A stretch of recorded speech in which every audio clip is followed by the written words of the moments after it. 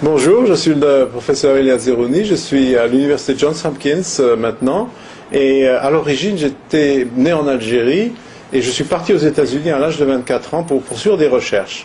Et ce qui m'intéressait à l'époque, c'est parce que j'étais très fort en mathématiques et en physique, c'était de découvrir des méthodes pour imager le corps humain, imager la biologie, et j'avais des idées un peu folles. À l'époque, mes professeurs me disaient, mais écoute, Elias, c'est pas quelque chose que tu peux faire ici. Et quelqu'un m'a dit, écoute, le pays où c'est possible, c'est les États-Unis, tu devrais y aller et essaye.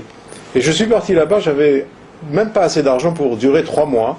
Et quand je suis arrivé à l'université Johns Hopkins en 1975, tout jeune, j'ai parlé à mon professeur et puis je lui ai dit, écoute, j'ai cette idée, je crois qu'on peut diagnostiquer les cancers du poumon en essayant d'utiliser un scanner et de mesurer le calcium, quelque chose qui à l'époque était considéré comme un peu science-fiction.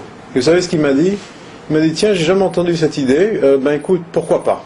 Et c'est un peu cette idée-là du pourquoi pas qui est possible aux États-Unis, alors que quand j'étais ici, c'était surtout, mais pourquoi tu veux faire ça? Et cette idée-là, c'est vraiment ce qui m'a permis, à terme, vraiment de bénéficier un peu du système de recherche des États-Unis qui est basé sur le mérite. Donc j'ai commencé à faire ces études-là et puis ça a marché. Ma recherche a donné des résultats. Et donc, d'une étape à une autre, j'ai continué à faire des recherches dans les scanners, ensuite dans la résonance magnétique. Nous avons développé des méthodes qui sont maintenant utilisées dans le monde entier, j'ai des brevets. Et ce qui a vraiment été étonnant, d'après moi, c'est qu'il n'y avait pas vraiment de plafond de verre.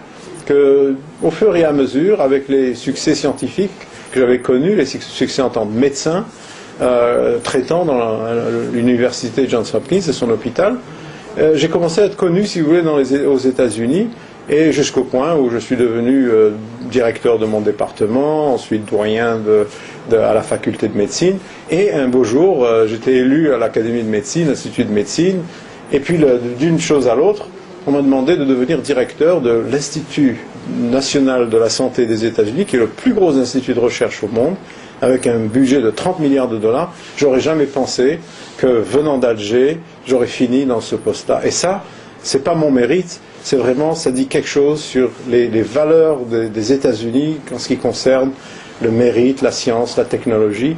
Et c'est pour ça que maintenant, je suis l'envoyé spécial du président pour essayer justement de partager ces valeurs et de dire à tous les enfants du monde, pourquoi pas.